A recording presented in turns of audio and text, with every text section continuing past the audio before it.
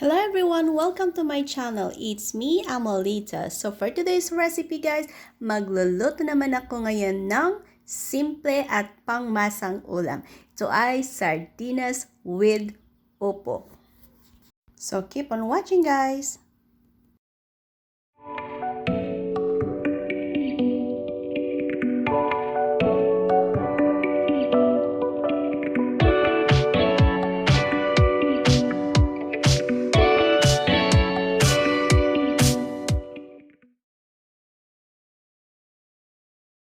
So, since simple lang ang recipe na ito, simple lang din ang ingredients. So, eto sardinas, tabungaw, in Ilocano, garlic, and onion. So, let's start!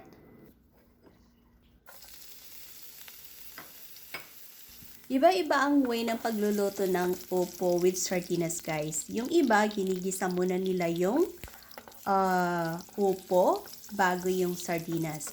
Ako naman, ginigisa ko muna yung sardinas bago yung upo.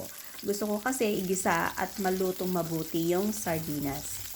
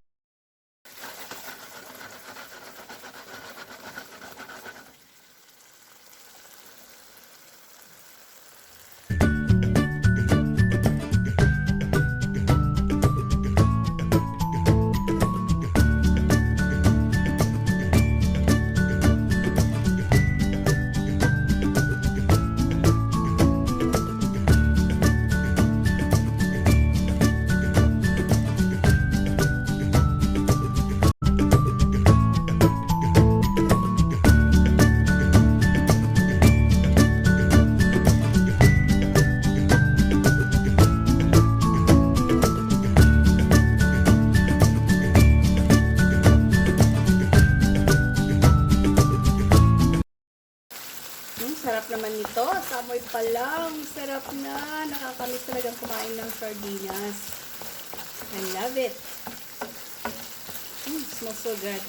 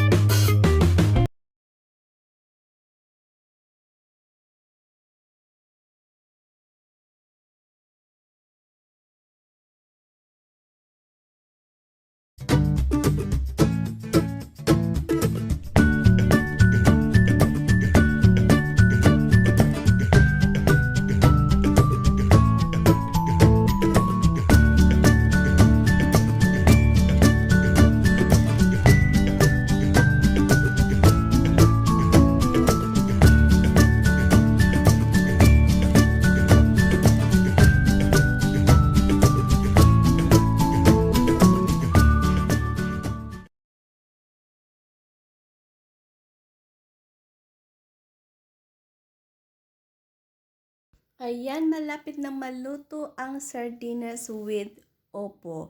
Hindi ako naglagay ng other seasoning guys aside sa asin lang. Konting-konting asin lang. I don't use any other seasoning na pampalasa like bechin, chicken powder, mga ganon. Konting asin lang and that's it.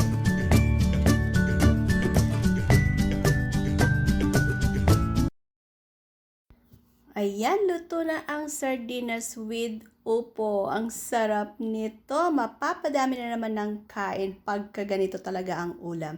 Thanks for watching guys. See you on my next recipe. Don't forget to like, share, and comment down below. And please subscribe if you are new to this channel. Thank you guys for watching. Bye!